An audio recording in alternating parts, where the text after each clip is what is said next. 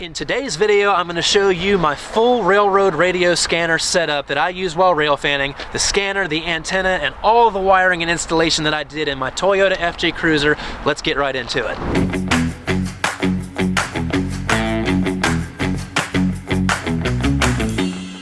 Welcome back, rail fans. I'm Rowan. Thanks for joining me. Today we are looking at the Uniden Bearcat BCT15X mobile scanner and how I installed it in my FJ Cruiser. This has been a long-awaited video. I know you guys have asked me for a long time about my scanner setup in the car. Well, we're going to detail all of that today.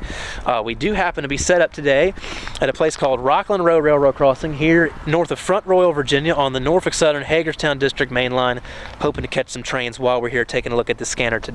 Super clean install along with a pre-amplifier and an antenna. All of the pieces that I use in today's video are going to be linked below so that you can add these to your Railfan rig as you see fit.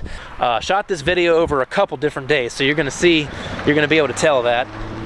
Some of these days we haven't had good weather. Without further ado, let's get right into the installation, but first I'm going to show you a brief unboxing, then we'll get to the actual install.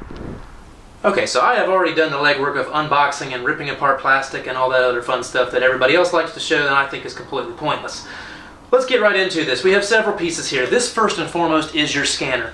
You got a squelch knob, a volume knob here. This is your scan selector knob here. LCD screen, number punches, whole bunch of cool things. We will cover the setup to this scanner in a different video. If that has been posted at the time of you watching this, it will be posted or linked in the description and above. So be sure to check that out after you're finished with this video.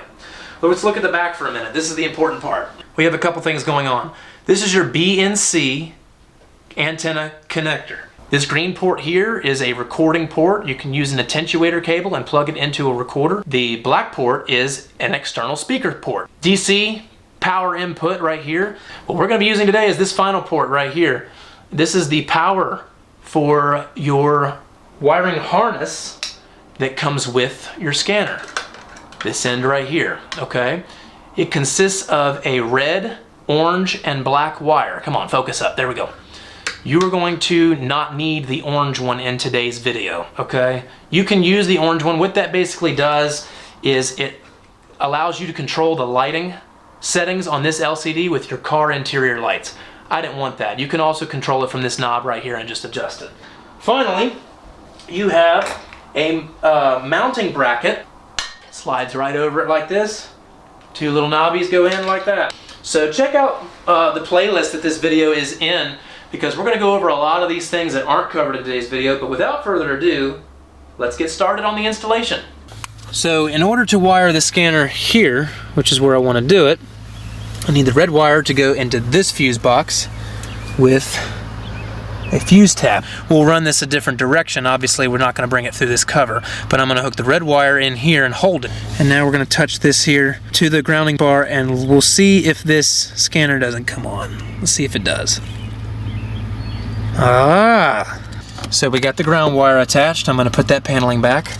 Got the fuse tap put in right there. It's tied up under here. Runs the length of this down behind this panel and out into the unit. Beautiful. Yes, this is exactly how I thought it would go. Now we're going to take this. It is impossible for a man to tighten this down without doing that. Now we're going to take these self-tapping screws, screw them into that hole with this. Let's take a look. There.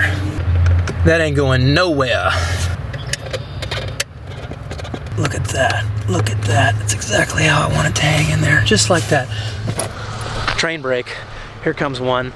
This should be K89 returning to Front Royal light power.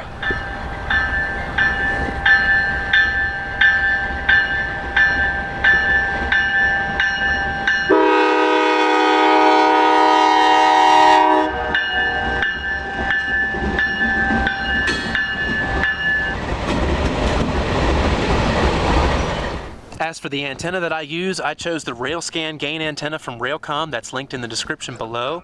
And we'll cover most of this in a different video, also linked above. This unscrews very conveniently in case you visit a car wash or a parking garage, as I often do. And I decided to run this antenna cable into the door here. I'll show you. It just runs right down here, and I've tucked it in under this panel that butts up against the headliner. As you can see, it's very simple to just run your thumb around it and stick it in just like that. Runs all the way down this panel here, all the way down here to my suicide door, down the weather stripping, tucked in behind this little flap here, and then underneath this panel. And I decided to have it shoot out right under my seat here. I didn't want to go underneath the flooring. I just wanted to keep it simple, so if I needed to remove it, I very easily could. And then it just runs right back behind that seat and plugs right into the preamplifier and into the scanner. The final gadget I'll show you today is the M75 Preamplifier that I use to preamplify the signal coming from my antenna into the scanner. This goes in between the two. I'll show you in just a second. You have 3 settings on this thing, frequency ranges, okay? A, B, and C. You want letter B, 108 megahertz to 185. Your railroad frequencies, predominantly in the United States, fall between 160 and 161. Almost 90% of them do. You're going to have a couple outliers in the 150s, I think, and a couple in the 170s. But most of the time, you're going to have 160, and that B range covers all of that. So that's what you want it set on. You adjust your gain. You click it on and adjust the gain with this knob here. It runs off of a 9-volt battery. However, you could power it with a 12-volt DC cord, and also wire that into your fuse box one day if I wanted to. That way I don't have to constantly keep switching out batteries, because that's very annoying. I had a problem when installing this because this is the output end, and you want that to go connect to the input for the scanner. Well, the problem is there's no room down here for me to hook up my antenna, so I had to buy a specialized cable, and I will actually link this in the description for you. This is a BNC connector coaxial cable with a male and female end on it. It's only 4 inches long in between the fittings. This is the antenna coaxial cable to the outside of the car. I'm going to hook that into the input of the preamplifier just like that. So that's ultimately what you want your setup to look like. And then I tuck this back in here, and I reach in here and just connect the cable there and turn it on. So now I have a preamplifier, and it just sits right there by my seat rail, and I just have the ability to reach down right by my leg and adjust the gain as necessary. I usually keep it close to, if not all the way up, and that is the final piece to my scanner setup. So there you guys have it, right there. Figures down, Marshall, over. They said they just cleared 100.1. Leading edges of 44, and that's 4476. Okay, so as you just heard, that was Norfolk Southern's Hagerstown dispatcher talking to, it sounded like a signal maintainer they were talking to. Now that's about 25 miles away, and he's on a tower somewhere. I don't know which tower he's using, but that was pretty clear for the distance away. Obviously, we couldn't hear the maintainer or the locomotive of the train that they were talking to, because those have weaker signals than these towers do. In terms of signal strength, your towers are the strongest, then it's locomotives, then high rail trucks and things of the like the one that's passing me right now. Here's a truck right here pulling in as we speak. See the antenna he's got right up there? He's got a rig mounted in the truck just like this, except his is able to transmit.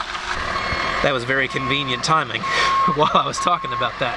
So locomotives, or I should say tower is strongest, then locomotives, then high rail trucks, and then handhelds used by maintainers and conductors and things like that. So ultimately, bottom line, I think this is the optimal scanning setup. This is what I like to use.